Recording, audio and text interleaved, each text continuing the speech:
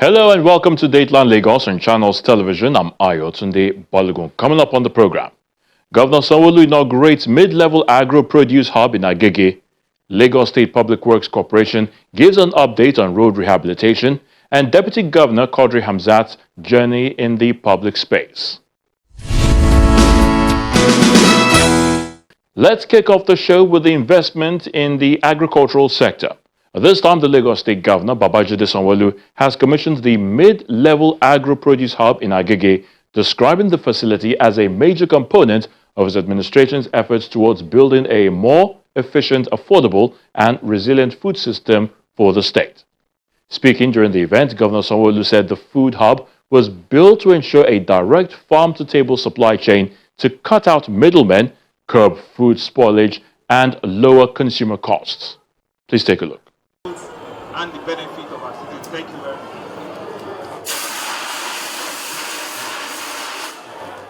A new fresh food hub has been officially unveiled in Agege, marking the latest milestone in Governor Babajide Sanwo-Olu's push to transform food security and ease agricultural trade across Lagos State.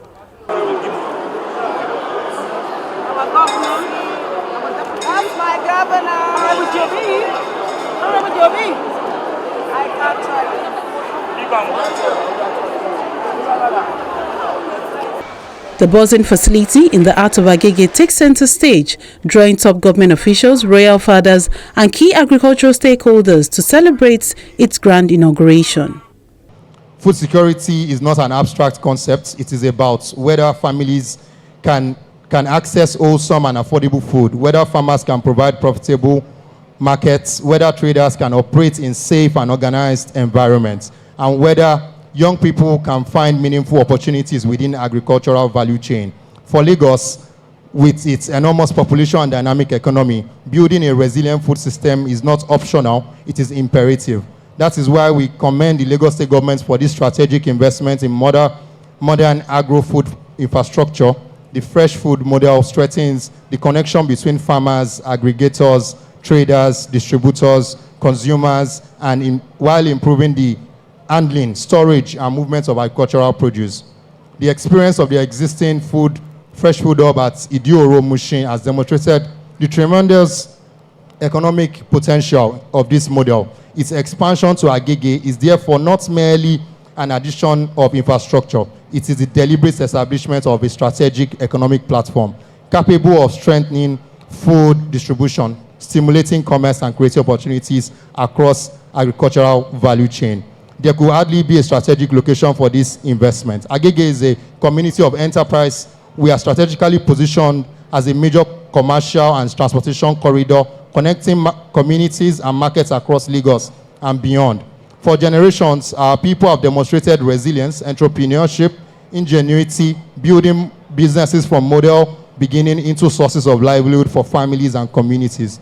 This fresh food hub adds another important dimension to that economic identity. For farmers, it means better access to markets. For traders, improved business infrastructure. For distributors, a more organized supply chain. For consumer, easier access to fresh produce. And for young people, opportunities across logistics, retail, processing, storage, transportation, technology, and wider agricultural value chain. As the third facility of its kind, this specialized hub is strategically designed to curb post-harvest losses, streamline logistics, and preserve fresh produce quality right at the community level. The thinking behind these controlled hubs also goes beyond food distribution. We are trying to deal with some of the problems that have become almost inseparable from the way food is traditionally traded in a city like Lagos. The amount of food we lose because of poor handling and inadequate storage, the traffic congestions created when food trading and logistics compete for already limited road space, and the conditions under which many of our traders have had to conduct their businesses. By bringing these activities into properly designed spaces, we can manage waste better, organize loading and offloading, provide a cleaner and more dignified trading environment, and begin to bring a largely informal food economy into a more organized and visible system without taking away the enterprise and commercial relationships that make our markets work.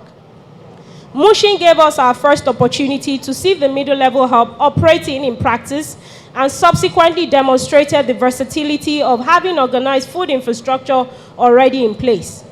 During the period of significant food inflation in 2024, it provided the platform from which we piloted the food subsidy intervention that eventually became the Onje Eko food discount market across 66 locations simultaneously in Lagos. Today, Agege becomes another important node within this network.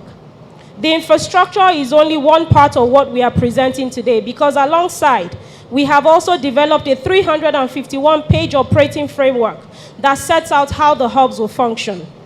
Produce will move into the hub through farmers, aggregators, processors, suppliers, and bulk dealers, and from there, through commissioned agents, retailers, and institutional buyers, to the consumer, with cold and dry storage, providing the ability to preserve produce where immediate sale is neither necessary nor desirable.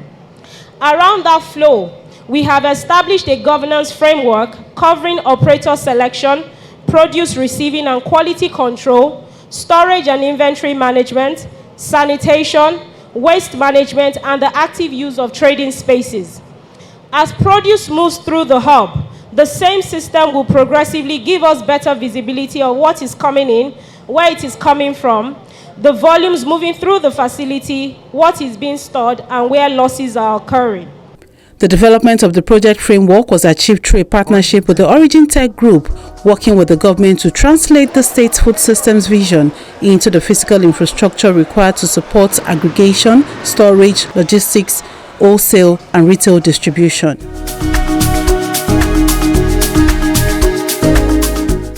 Community leaders and Agege representatives applaud the state government, hailing the project as a catalyst for local economic development. Is going to give a lot of market folks an opportunity to do their business in a structured environment. And we thank you for this. We cannot thank you enough. Agege is foremost. When you eventually review this project and you see what is turning over from here compared to other places, and you see how peaceful the operations there will be, I'm sure, Mr. Governor, sir, you will think, why Governor Sanwo emphasizes that the facility aligns directly with the state's broader agricultural master plan, driving seamless market access and building an integrated food distribution network. The middle-level agro-produce hub is not just another market, and it's far from more than another piece of infrastructure.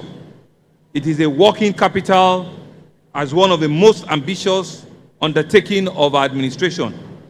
We knew from the get-go that we don't have the size of the land, we don't have the ability to truly produce what our people will feed on and will eat on.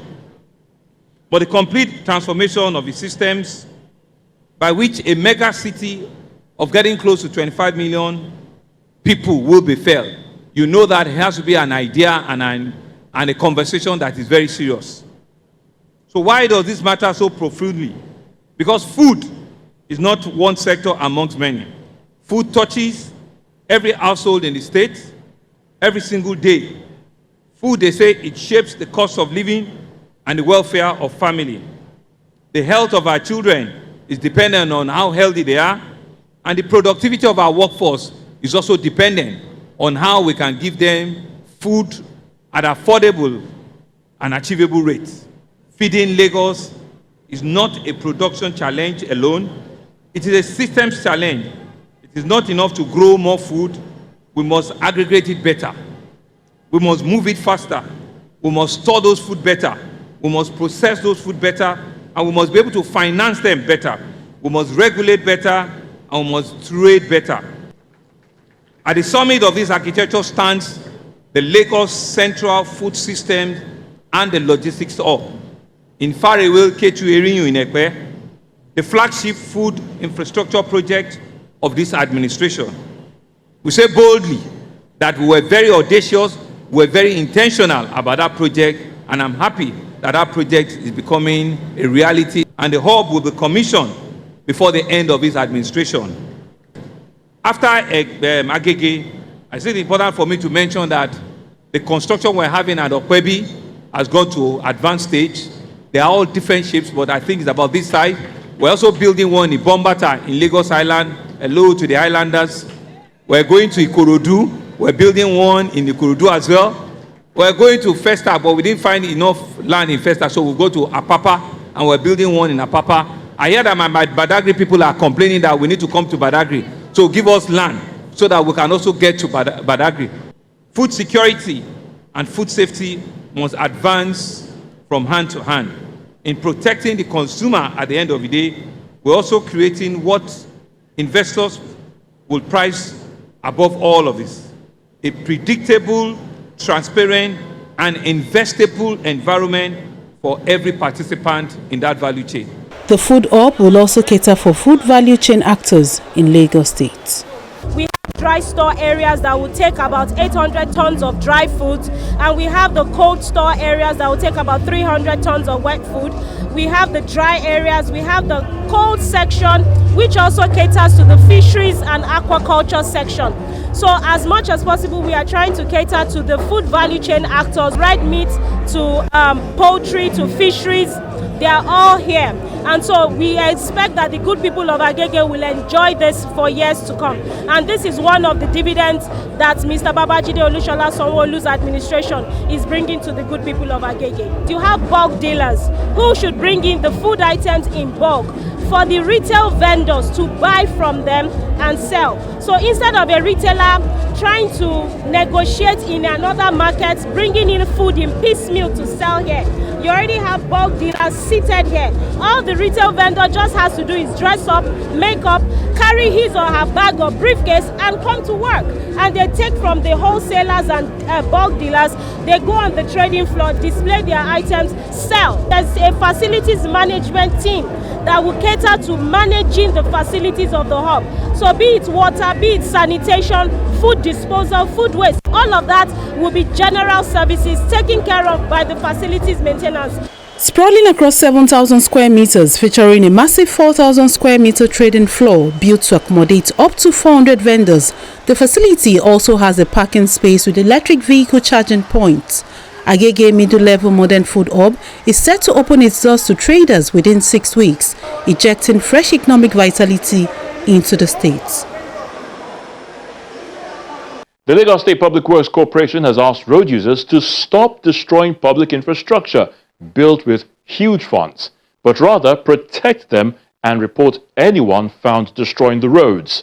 The general manager of the Lagos State Public Works made this comment during an interview with Channels Television.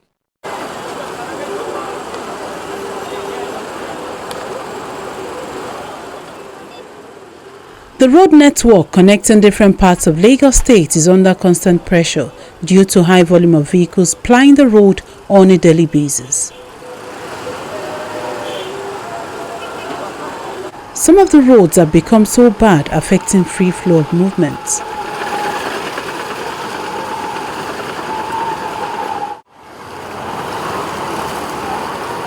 Good morning, sir. Afanla Road in Agege area of the state is calling for urgent attention.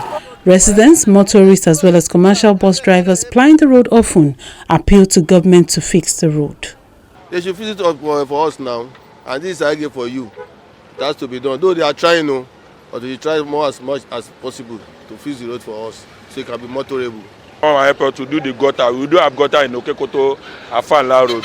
They should please come and help us to do the road so that we can be benefit of this insurance what they are doing in this Nigeria nowadays. Please, we beg them to come and help us to do this road. A lot of motor have already spoiled. They can't pass this road again. We just need the government assistance to come to our aid, please. The state government is fully aware of the road infrastructure challenges, so the Lagos State Public Works Corporation has commenced rehabilitation exercise in some parts of the state. We own up for our present situation, but we're not alone in this. In Lagos, the rains have done a lot of damage. But you go around the world and you will see the same thing, worse situations. when the rains fall, roads, either the roads that were made in the prehistoric era of laterite and sand, they will be damaged, and there will be workers that will come and fix it. Or in the modern era, roads that are constructed by engineers using various materials like asphalt, concrete, interlocking stone, there will always be adverse effects of rainfall. But we, as a responsible government, have taken the gauntlet and we have continued to effect repairs all over Lagos. The issues are very simple. We cannot do all at the same time. So, when there is a challenge, we go there. We take an inventory of the situation, which is what we call scoping in engineering. And then we decide on the best approach to correct the distress on the road. Okay, on Agege Motor Road, in a 100-meter stretch, we took over 40 trucks of refuse. Between the Lagos State Public Works Corporation and the Lagos State Waste Management Authority, over 40 trucks of refuse in the drain and on the road. Now, how do you want the road to maintain its integrity when people, the same people that go on social media and complain, flag it, show photographs, are the ones dumping refuse on the road? The same people that are blocking the drainages, the very same people that are cutting the roads because they want to lay pipes arbitrarily, damaging the road. So it's not a fact that I am thinking about it. It is in the knowledge that when we abuse the road, we lose the service of the road. The road loses its integrity. So where we must start is for the citizenry to consider the roads a shared asset belonging to all of us, and not to treat it as something that belongs to some people and as such they can easily damage it. Just go around Lagos. You will find a lot of irresponsibilities from people who we know better, dumping refuse on the road, dumping refuse in drainages. And a road is as good as its drainage. You block the drains, the water comes on the road and damages the road, no matter how well constructed the road is. The drainages have been overtaken by misuse. And that is the very beginning of the problem. There is no way we can give a comprehensive and sustainable solution to the pavement problems if the drainage misuse is not addressed.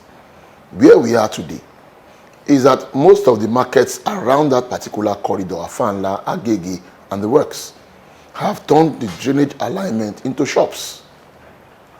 And the next thing that happens is when government goes there, gives them notices, they go on social media and begin to talk about every manner of things that are different from the facts.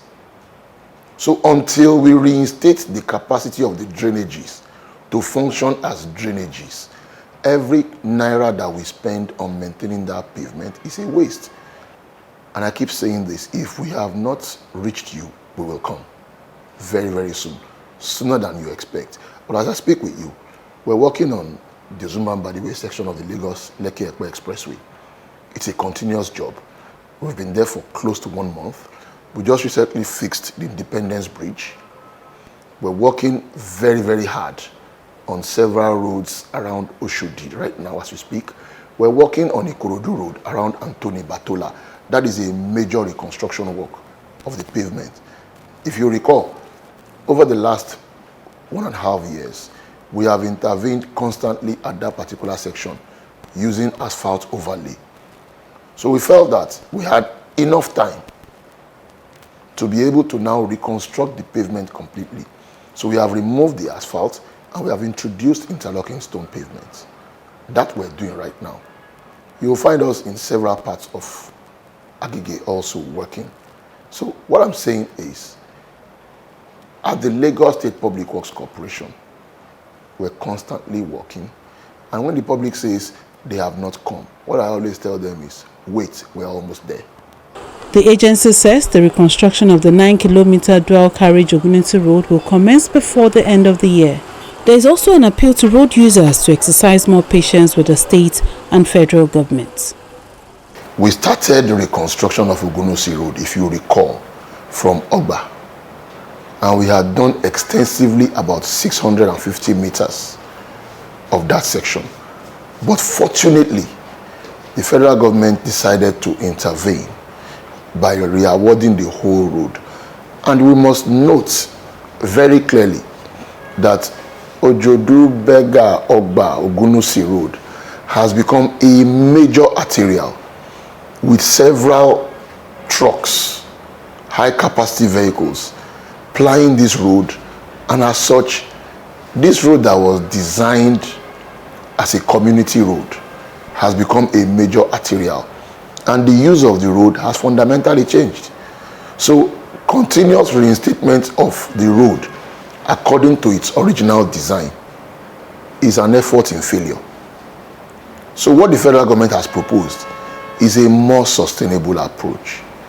And as I speak with you, we're in touch with the Federal Ministry of Works, and we know that they've concluded their design stage. Don't forget, like I said, the use of this road has changed fundamentally. At the time that this road was constructed, in the late 70s, this road was a community that connected Lagos-Ibadan Expressway to a small community in Ogba. Now this road is a major connection to Ogun State. This road is a major connection to all other areas, Abule Egba, Sanwo, Ota. So it's no longer a small road. So the use of this road, like I said earlier, has fundamentally changed. It has metamorphosed into a high-capacity highway.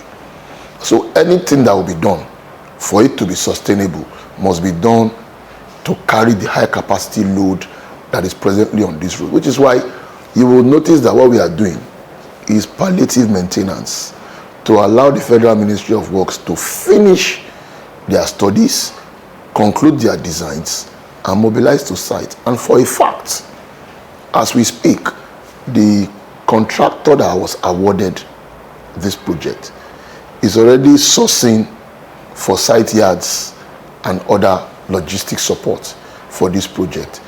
And like I always say, we just want to appeal to our people to exercise patience, because the end of all of this stress is already in sight.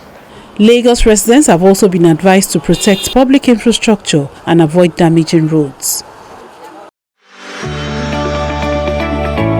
Lagosians, it is no news that the present administration of Mr. Governor Babajide Sanwo-Olu delivered projects in different sectors of the economy through the theme's agenda.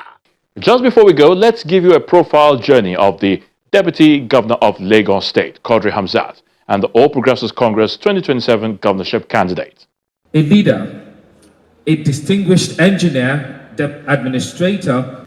The name Kadri Obafemi Hamzat may not be strange to some Lagos residents because of his political journey in the commercial nerve center of the country and his dedication to the progress of Lagos State. Born in September 19, 1964, he had his primary education at Oduabore Memorial Primary School, Mushin, Lagos, and his secondary education at Olivet Baptist High School in Oyo State.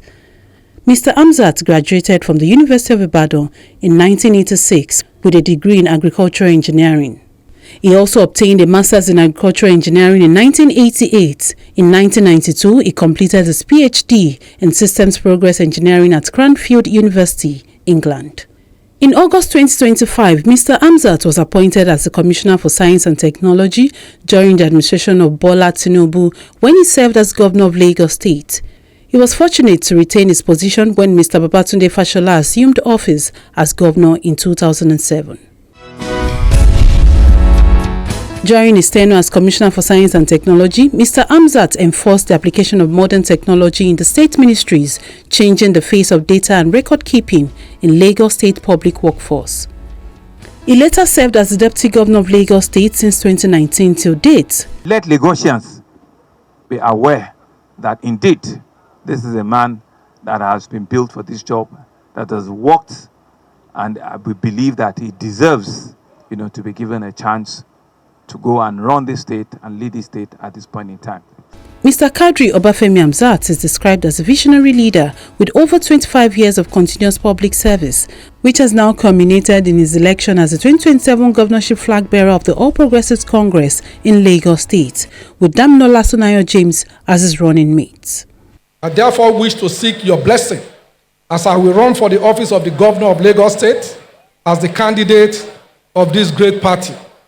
I will say that, as we have been doing, the government that I will be leading, when the people of Lagos give us that mandate, we work for all Lagosians.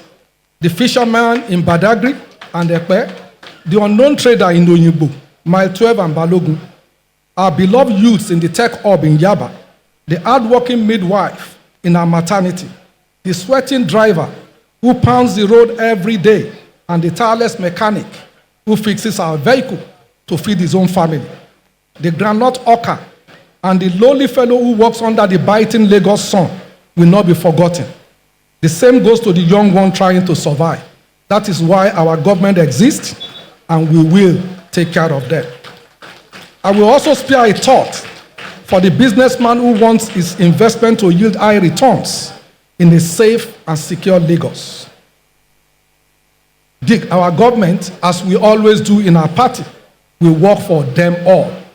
We must continue to seek an egalitarian society where citizens are treated equally without regard to religion, ethnicity, or class.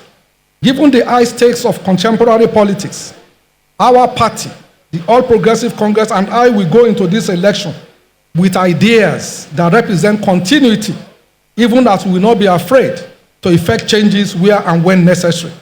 Therefore, to firmly establish Lagos as African undisputed commercial capital, I will upon election focus my energies on 4 main areas over the next 4 years. First, service delivery.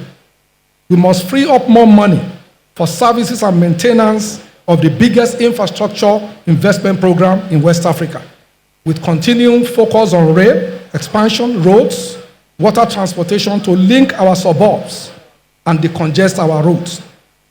Second is job creation. Policies that fast-track the creation of jobs for our youths by industrializing in various parts of our state and support for our brightest entrepreneurs and industrializing our state. Both have a plan to take Lagos to the next level of greatness through innovation, inclusion, and infrastructure development. So that's the program for this week. Thank you so much for watching. I'm Ayotunde Balogun. Remember, obey all state laws, be the very best you can, but most importantly, live a healthy life. Till next time, it's bye for now.